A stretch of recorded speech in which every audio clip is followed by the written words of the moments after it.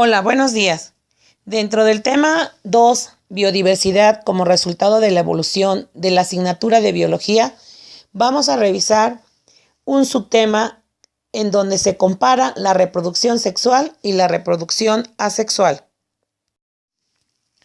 Los seres vivos comparten ciertas funciones vitales: la nutrición, la respiración y la reproducción.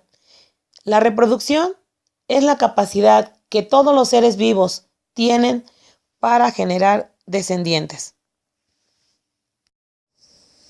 La reproducción sexual.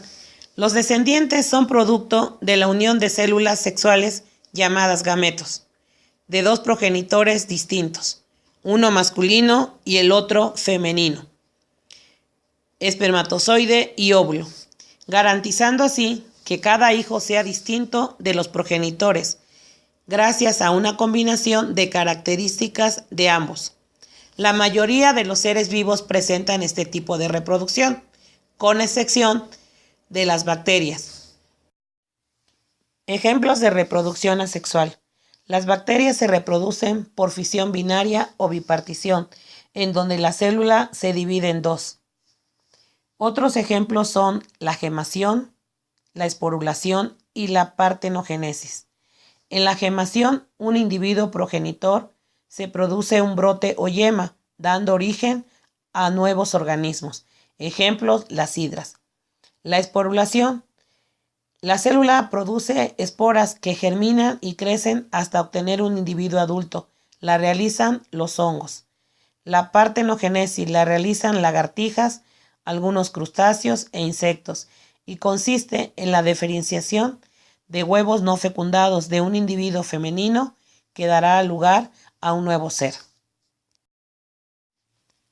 La reproducción asexual en las plantas ocurre de manera natural. Existen diferentes formas. Una de ellas es mediante propágulos.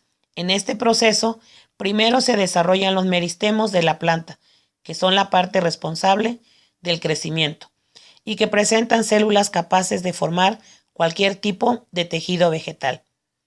La propagación vegetativa es un tipo de reproducción asexual en plantas, en la que a partir de ciertas partes de ella, como el tallo o las raíces, crean una planta nueva. Una técnica de este tipo es el esqueje. Se toma una hoja, parte de un tallo o raíz de una planta y se coloca en un contenedor con agua o un medio llamado sustrato. Otros ejemplos son los tubérculos, los bulbos, los rizomas, los estolones. Sin embargo, el ser humano se ha valido de la reproducción asexual para generar gran diversidad de plantas, y veremos otros ejemplos como el injerto, las estacas y los cultivos de tejidos. La reproducción sexual. En la reproducción sexual, las células reproductoras masculinas, llamadas espermatozoides, se unen con las células reproductoras femeninas, óvulos. Este evento se denomina fecundación. Por tanto, se unen los gametos para formar un cigoto. En las plantas ocurre un proceso equivalente. Consiste en depositar polen dentro del pistilo de una flor para que germine. Este puede ser transportado por insectos, aves o el viento, y este proceso se le denomina polinización. La mitosis consiste en la división de una célula para dar origen a otras dos idénticas. Para ello se duplica el número de cromosomas y después se reparten en forma equitativa a cada una, además del citoplasma y la membrana plasmática. Este proceso se realiza en 4 fases: profase, metafase, anafase y telofase, en la que participan diversos componentes de la célula, en especial el ADN. La mitosis es el tipo de división celular responsable de formar todos los tejidos y órganos del cuerpo de un organismo pluricelular como el tuyo. La meiosis es un tipo de división celular exclusiva de los organismos de reproducción sexual.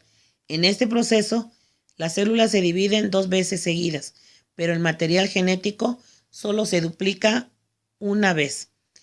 Este proceso se realiza en 8 fases: profase, metafase, anafase y telofase 1 y 2, además de 2 divisiones del citoplasma. El resultado de la mitosis son células con un solo cromosoma de cada par, es decir, 4 células haploides.